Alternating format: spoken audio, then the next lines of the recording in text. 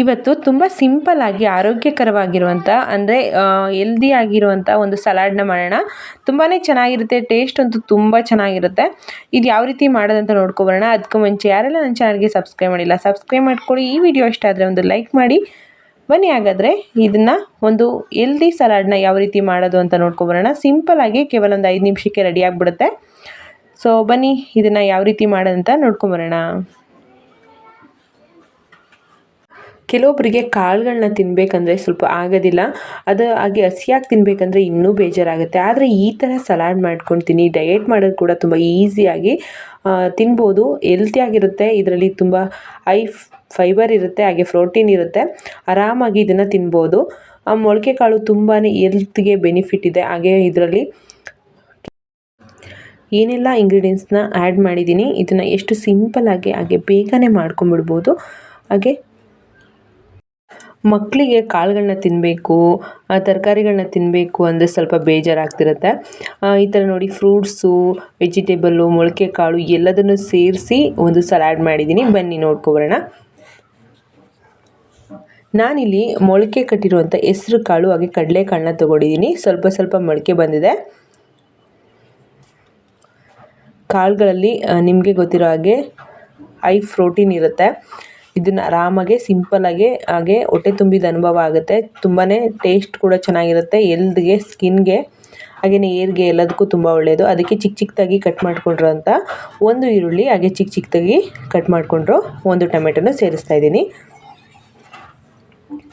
ಹಾಗೆ ಒಂದು ಸಣ್ಣ ಬೌಲಲ್ಲಿ ಒಂದು 4 ಟೇಬಲ್ ಸ್ಪೂನಷ್ಟು ದಾಳಿಂಬೆ ಕಾಳನ್ನು ಸೇರಿಸ್ತಾ ಇದ್ದೀನಿ. ಈ ಥರ ಕಾಳುಗಳನ್ನ ಹಾಕೋದ್ರಿಂದ ಅಂದರೆ ದಾಳಿಂಬೆ ಕಾಳುಗಳನ್ನ ಹಾಕೋದ್ರಿಂದ ಈ ಸಲಾಡ್ ಟೇಸ್ಟು ತುಂಬಾ ಚೆನ್ನಾಗಿ ಬರುತ್ತೆ.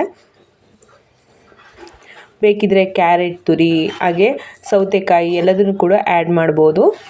ಹಾಗೆ ಸ್ವಲ್ಪ ಫ್ರೆಶ್ ಆಗಿರುವಂಥ ತೆಂಗಿನಕಾಯಿನ ಸೇರಿಸ್ತಾ ಇದ್ದೀನಿ. ಇದು ಆಪ್ಷನಬಲ್ಲು, ಬೇಕಿದ್ದರೆ ಸೇರಿಸ್ಕೊಬೋದು. ಟೇಸ್ಟ್ ಚೆನ್ನಾಗಾಗುತ್ತೆ, ಬೇಡ ಅಂದರೆ ಸ್ಕಿಪ್ ಮಾಡಿ. ಹಾಗೆ ರುಚಿಗೆ ತಕ್ಕಷ್ಟು ಉಪ್ಪನ್ನು ಸೇರಿಸ್ತಾ ಇದ್ದೀನಿ. ಇದಕ್ಕೆ ಯಾವುದೇ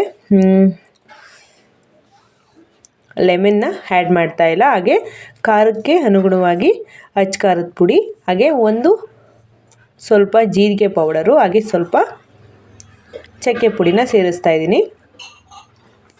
ಫ್ಲೇವರ್ ಚೆನ್ನಾಗಿರುತ್ತೆ. ಇದನ್ನು ಸೇರಿಸ್ಬಿಟ್ಟು ಒಂದು ಚೆನ್ನಾಗಿ ಮಿಕ್ಸ್ ಮಾಡ್ಕೋಬೇಕು. ಇದೆಲ್ಲ ನೀಟಾಗಿ ಮಿಕ್ಸ್ ಆಗೋ ರೀತಿ ಮಿಕ್ಸ್ ಮಾಡ್ಕೋಬೇಕು. ಈ ಟೈಮಲ್ಲಿ ನಮಗೆ ಉಪ್ಪು ಖಾರ ಏನು ಬೇಕಾದರೂ ಆ್ಯಡ್ ಮಾಡ್ಕೊಂಬಿಡ್ಬೋದು. ಈ ಥರ ದಾಳಿಂಬೆ ಕಾಳನ್ನು ಹಾಕಿ ಸಲಾಡ್ ಮಾಡ್ಕೊಳ್ಳಿ, ತುಂಬಾ ಟೇಸ್ಟ್ ಚೆನ್ನಾಗಿ ಬರುತ್ತೆ.